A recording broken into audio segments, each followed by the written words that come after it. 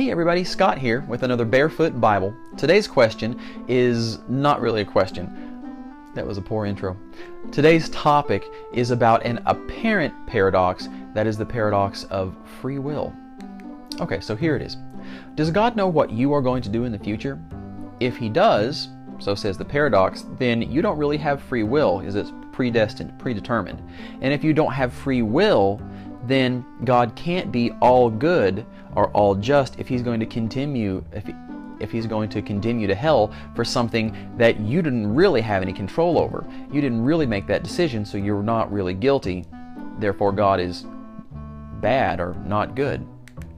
On the other hand, if God doesn't know what you're doing in the future, so you do have the free will to choose it, then God isn't all-knowing. So either way, God can't be all-knowing and all good at the same time, so a God as described in the Bible is a logical impossibility. So it would seem. In 5 minutes, I'm going to be doing something. Now, I might go to bed, I might read a book, I might put the dishes up, probably not that one. But whatever I choose, I will be doing something. God just knows what that something is. Think of it this way. Nobody thinks that you don't have free will just because God knows what you're doing right now. He's watching you watch this video. That's not violating your free will. You choose to watch the video.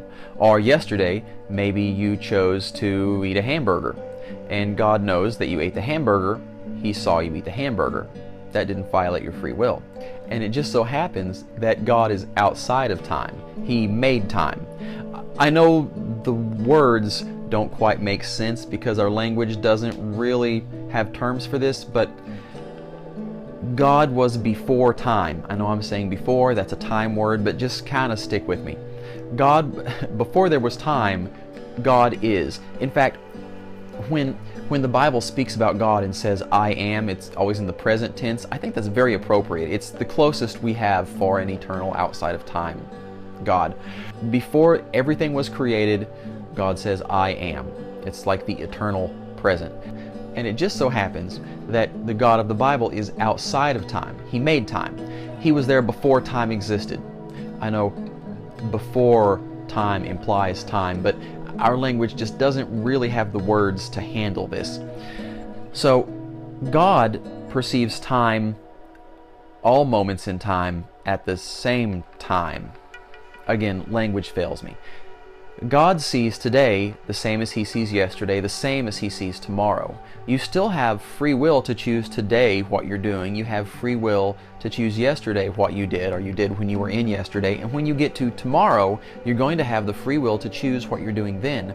God just has a higher vantage point, if you will, and He can see all of those moments at the same time. All time is the present for God, past, present, and future, because He's outside of time.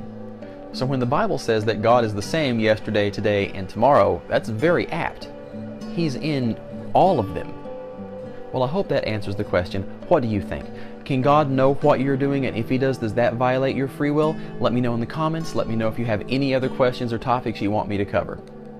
And if you think that this video was enjoyable or beneficial, I want to ask you to hit the like and subscribe button and share this to your friends and help me get to my goal of 1,000 subscribers. Thanks. See you next time.